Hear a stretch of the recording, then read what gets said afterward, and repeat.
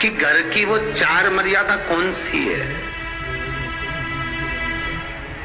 जिस मर्यादा में नारी रहे तो उस घर में संपदा नहीं घटती, उस घर की संपदा को समाप्त नहीं किया जा सकता है।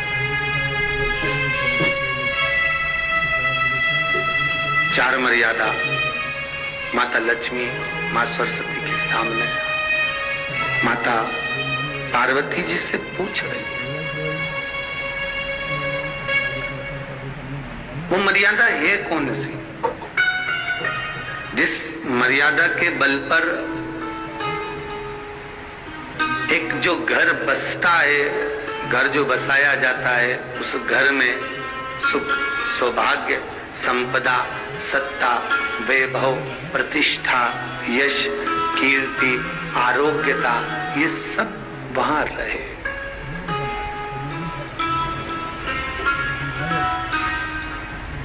पहला, मां पार्वती ने माता लक्ष्मी को कहा, अतिथि देवो भव।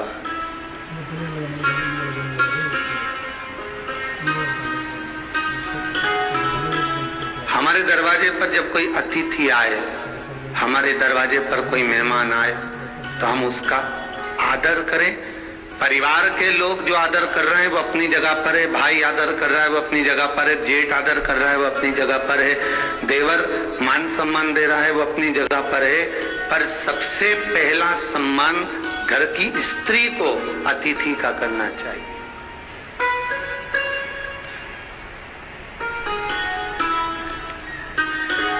सास के मेहमान आ गए, पहचान वाले, बहुवन मालूम पड़े अपने कमरे में बैठी हुई है। मेहमानों ने आकर पूछ लिया, क्यों बहू नहीं दिख रही? बस आ रही होगी। सास गई, रसोई घर में से पानी लाकर पिला दिया। फिर मेहमानों ने पूछा, बहू नहीं दिख रही? बस आती होगी।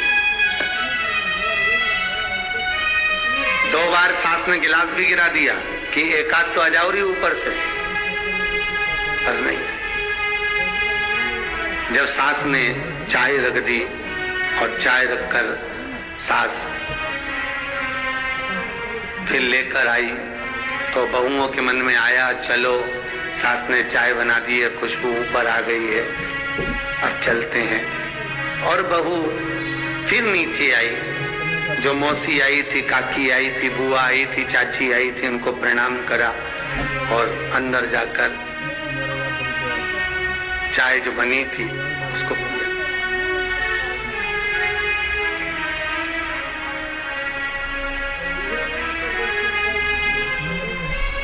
एक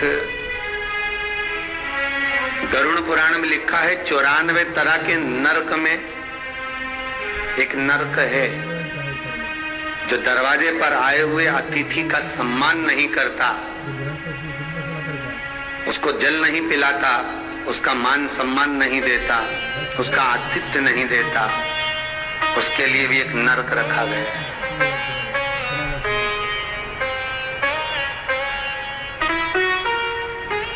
हजारों नरकों में एक नरक वो भी है जिसका हमने आतिथ्य ना करा हो। मेरा बहुओं से निवेदन है, सास के रिश्तेदार आए तो आप उनका भी आदर करिए, और आपके रिश्तेदार आए तो आप उनका भी आदर करिए। जेठानी के रिश्तेदार आए तो आप उनका भी आदर करिए, और देवरानी के रिश्तेदार आए तो आप उनका भी आदर करिए। आप किसी न किसी रूप में जो अतिथि आया है वो न जेठ का है, न देवर का है, न वो सास का है, अतिथि घर का है, किसी एक व्यक्ति का अतिथि नहीं है।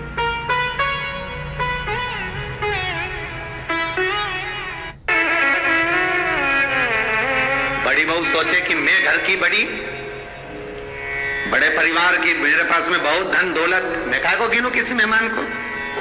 छोटी बहू सोचे मैं काय को गिनूं, मंजिली सोचे मैं काय को गिनूं, संजिली सोचे मैं काय को गिनूं।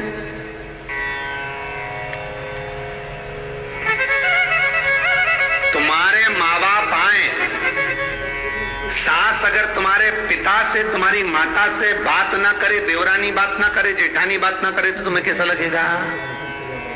कि तुम्हारे माँ बाप आए और किसी ने सम्मान नहीं करा, उसी तरह सास के रिश्तेदार आए, तुम सम्मान नहीं करोगी तो उसको कैसा लगेगा। फिर तुम्हारे घर के आए, वो सम्मान न करे तो तुम्हें कैसा लगेगा। आतिथ्य, घर में कोई भी आए वो सबके लिए। दूसरा क्रम बताया, घर के दरवाजे पर जो तुलसी का पौधा होता है, जीवन में सबसे पहले अगर दुख आता है, तकलीफ आती है, कष्ट आता है, बीमारी आती है, रोग आता है, कोई बड़ा घटना घटने वाली होती है, कोई बड़ा कष्ट आने वाला होता है, तो लक्ष्मी जी से माता पार्वती कह रही है घर में जो तुलसी का पौधा होता है सबसे पहले घात उसी पर होती है। तुलसी का पौधा सूख जाता है, समाप्त हो जाता है, उसके डालियां मुरझा जाती हैं, नीचे लटक जाती है, मंजरी झुक जाती है, या तुलसी के कुंडे में जो मिट्टी है उसमें फफूंद पड़ जाती है।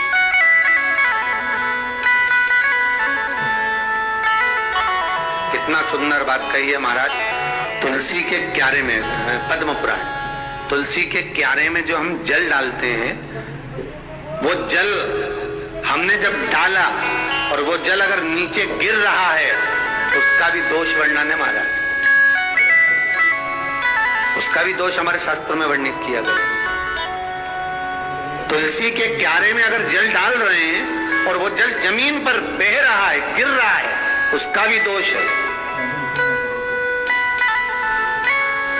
तुलसी के क्यारे में उतना ही जल दिया जाए जितनी मट्टी सोख ले, 2-4 8 बूंद पानी गिरे चल जाएगा। तुलसी के क्यारे में छिद्र रहता है, बूंद बूंद पानी टपक जाए